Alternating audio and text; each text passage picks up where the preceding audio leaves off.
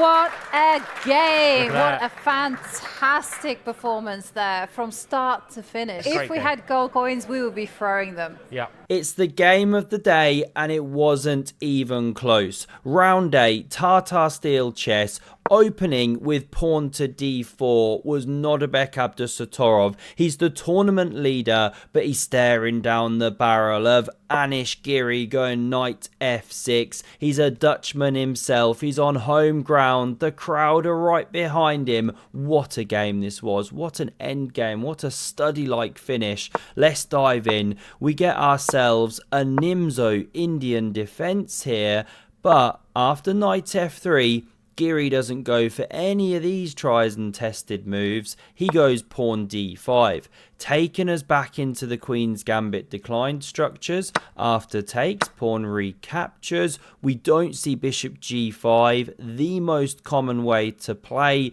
We see bishop f4, a modern twist on things. And now this is why this opening is fraught with danger for us mere mortals, right? Guys like you, me, Terence down in Wyoming. You have to play moves like knight e4, moving the same piece twice. You're told not to do that in the opening. Castle your king, get your bits out. But this is razor sharp theory. Rook c1 is played here, given the question mark, which makes no sense. It's played in over 90% of games. 115 of the 120 here play this move. So do they then follow up with this move in tons of the games. Clearly the computer's gone absolutely nuts. And now we see knight d2. It's so crazy. It's so weird. Is this not just a free pawn? Well, yes, but then you take here. This didn't happen. We're in the back cave. Board's a bit grayed out, so you know we're in analysis mode. And now here's a tricky move. Distract the queen, take the knight. Fine. One sample line. White's doing well, so Giri didn't touch the pawn. He played the absolutely epic pawn g5. I mean, Andrea's in full flow, spinning those beats. Who is this guy? Forget what I said, actually. Do play this opening. It's way too much fun. Use Lotus Chess if you want to learn it. Links in the description. Free to get started. There's no better way to learn an opening. What a move this is. The bishop could back up to g3, but it comes to e3. Looks a bit clumsy, but covers the d4 pawn. Now we see takes. Fine, he's in his theory. Apparently this is the only way for black to justify this huge cannonball being launched down the board. Bishop's attacked, hits the rook, it moves, and now get this. A second, just wild move. Pawn f5. Now it is in keeping with the themes of the position, but wow. Rip up your favourite copy of this bestseller, because Drawnish Giri is dead. He's here to kill. He's coming for you at the candidates in Crete or wherever it's being held, somewhere warm. What an aggressive, exciting player he is. He wants to trap the bishop. Now f3 is playable, but not the best. This is actually a better pawn structure. Played. Now bishop d6 renews the threat. So knight f3. Gives some room for the bishop to back up. Also prepares to take a pawn, of course. And that's why we see f4. Hans Niemann roars from the board just next door. He loves it. Him and Giri played a number of games. Arbiters do ask for hush at this moment. We can't be dealing with that kind of caterwauling at a serious tournament. Sorry about this. Do need to work on the dad jokes. This bishop backs up now and castles is played. Look at this. Vacuumous space. Don't think that's a word. And that's the reality of pushing pawns. You leave space behind. With great space comes great responsibility. Here's Spider-Man snivelling. You could play bishop g2. Tuck into bed here. But Nodebek plays. Rook b5. He flexes at the board. Do you even rook cliff, bro? Got the t-shirt on today. I was going to say the turch. The merch. Check one out if you want to get it delivered. I love it. g4. Going for the squash. Because the knight now heads to the edge of the board. Very stinky. Watch what this one soon gets into trouble on. Knight e7 back. Covers the centre. c6 on the way, and so e3 tries to break out of the box, the coffin that you're in. Anish goes pawn to c6, kicks back the rook. Slightly clumsy looking square, probably b3 was better, but this is the game. f3 is now played, and look at this guy. No longer a horsey. You've been demoted to a donkey, my friend. I mean, this is why Magnus Schwarzenegger says this. Der Springer an dem Rimmer ist absolut wie eine Schnitzel. What do we see now? Pawn h3. Desperate to break out. You know, if takes, then this one's loose. Knight takes. And you're doing right, all right. So that wasn't played. Anish plays the excellent pawn b5. This is a man who knows the position, squashing the c4 square. Now bishop d3 is actually the best developing move here. And again, you might think, yeah, but takes, yeah, but then there's a problem here. So this is the square, but we get a long think, wrong think, queen d3. She shouldn't be on that square. Now it does set up a threat. Say black just goes gung-ho on the queen side. This didn't happen. Well, you can take, bishop recaptures, and then you do some weirdness. This shouldn't be allowed. Bishop takes, right? Nope, you get checkmated. This is the whole sneaky thing that Nodebek's setting up. So that explains rook f7, right? None of that works anymore. So king d1 goes for the walk. Apparently taking anyway was best, but whatever. Let's go with the game. Rook b8 played. Now takes on g4. Bishop recaptures and bishop h3. But this way of playing the position is going right into Anish Giri's hands. Queen g4 now. And what a bind he has on the position. He's really got Nodebek by the kahunas, or the cojones, however you might want to pronounce it. You get the idea. Everything's tied down in the white position. It's a positional dominance here. Queen c2, not queen c2, king c2 played. And now the big idea for black is get this knight swinging round into c4 or via d6 into c4. And then from d6 you cover e4 as well. Lovely jubbly. And that's why bishop a3 to start with. It looks a bit weird. You improve the white rook. You swap a bishop that was dead as a dodo here. But after knight c8, you've now cleared the d6 square and you're preparing to absolutely dominate. And this is why Nodebek has to fight actively back. Now he plays the move queen f1. There is a queen d1 theme, by the way. Just to show you this, it sets up a pin. Now you can look at knight g2, and if pawn takes, you lose a queen with check. And with check is critical, or else the pawn's actually taking the rook in some lines. Some weird stuff. But queen d1 not played, queen f1 is played. And now again, if knight d6 does queen h3, and you sort of break out a bit, because if h5 takes, knight g6, lovely, activate, finally, rook's alive, knight's alive, black's still better, but white's kicking. So let's run back. That's why we saw king g7. Now if you do the same line, queen h3, pawn h5, queen takes, pawn takes, there's no knight g6, king takes. These are the deep ideas, right? So in the game, we saw queen d1. Again, looking for the stuff I mentioned. Knight g2. That's why h5. Knight g2 not working. Simply takes. Queen is secured. So now, Giri finally is all set to go. He can play this and dominate the position. He will sit on you for 20, 30, 50, 75 moves. Whatever it takes to slowly grind the position, right? Not fun for white to defend, and that's why Nodebek plays the epic breakout move.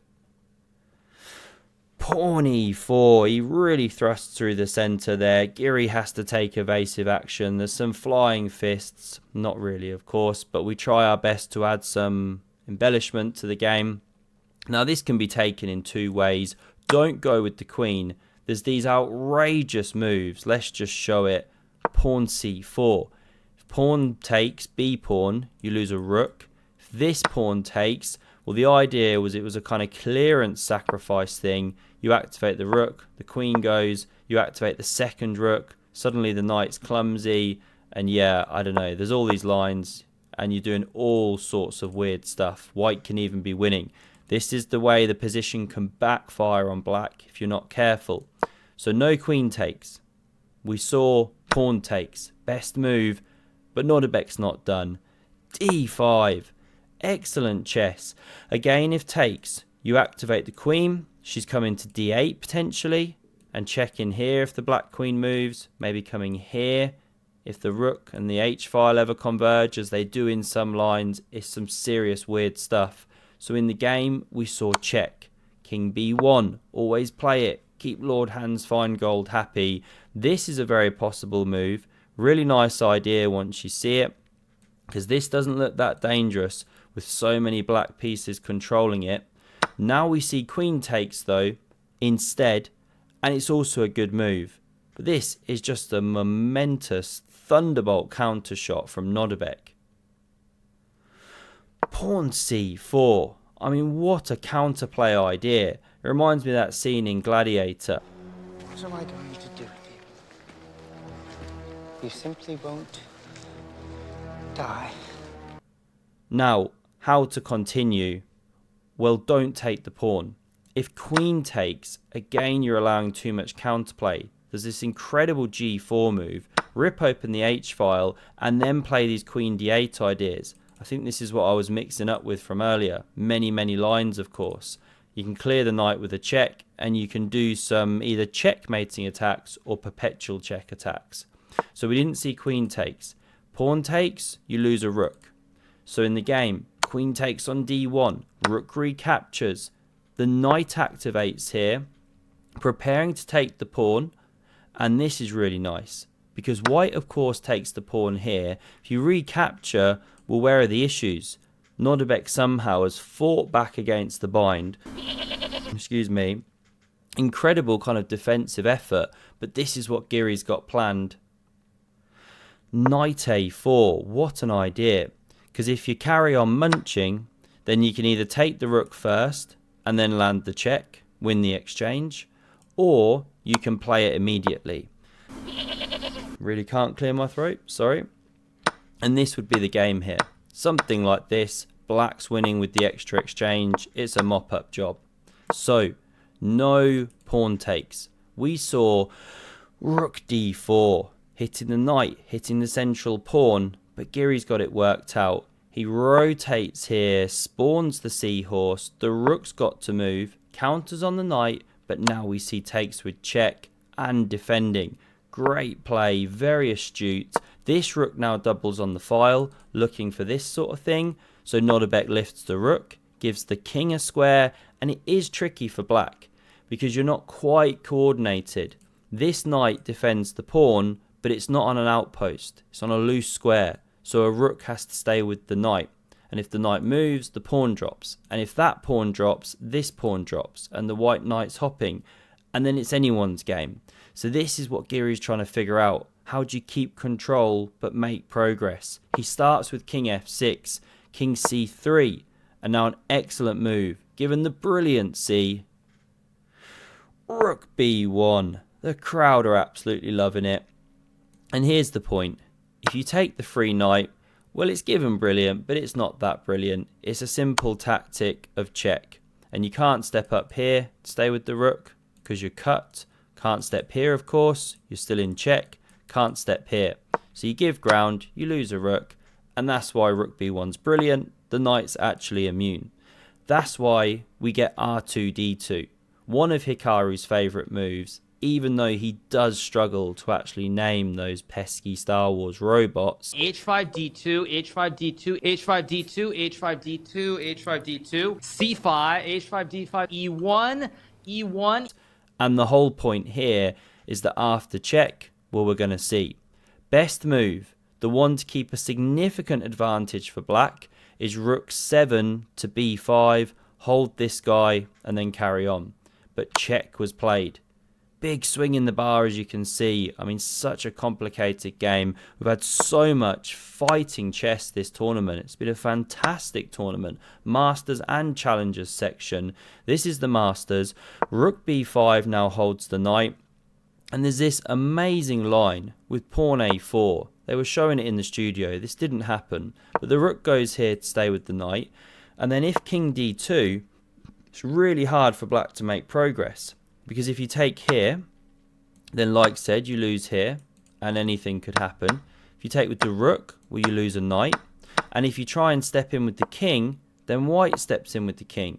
You step with the king to hit the rook and cover the knight and prepare rook takes on a4.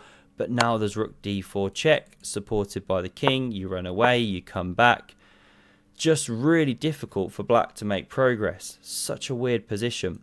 So let's run back. This would have been a really nice idea, but far from obvious. King c3, very natural move played, but it allows king e5.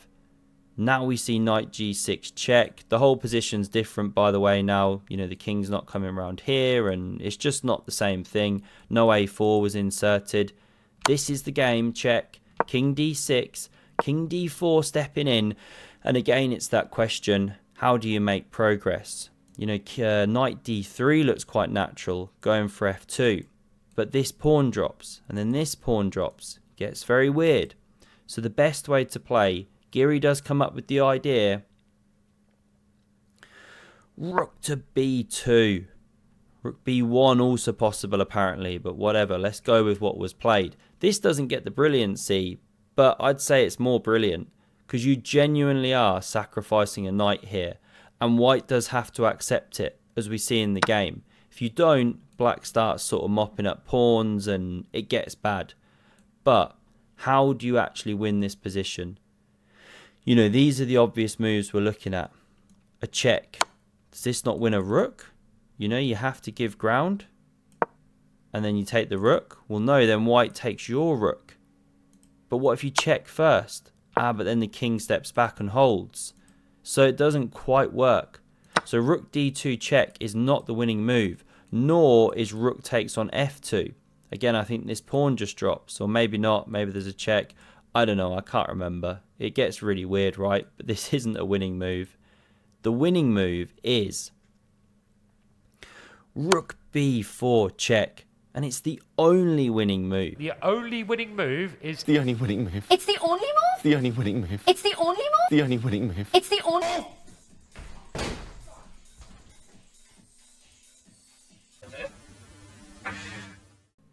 You have to now block with the rook, of course, or the king would take it next go. And now you do not take this rook and think that pawn e3 wins. It should do, except for the fact there's this incredible drawing line. Here's the basic idea. Takes, f2, and the queen's unstoppable. The knight can't get back. If not takes, if, I don't know, knight here or something to stop e2, or prepare knight d3 and stop e1, then you take here, and you can't stop it going to f1. But here's the point, sorry, takes, e3, you can play the incredible knight h4, and if takes, then you go check, king goes knight e3, and you hold the square, and this is a draw. You hold the fort, neither side can make progress. Incredible. Running back, if black never took on f2 but pushed past, then you take and you also cover the e1 square. Really rich, wonderful position. So we saw c5 check, kicks back the king to stay with the rook. Again, you don't want to take. Again, you don't want to go king d5. Again, there's only one winning move. Can Geary find it? Yes, he can. And very well done if this idea occurred to you. Here's the amazing point. Now if you try knight h4, same thing. Then there's king d5.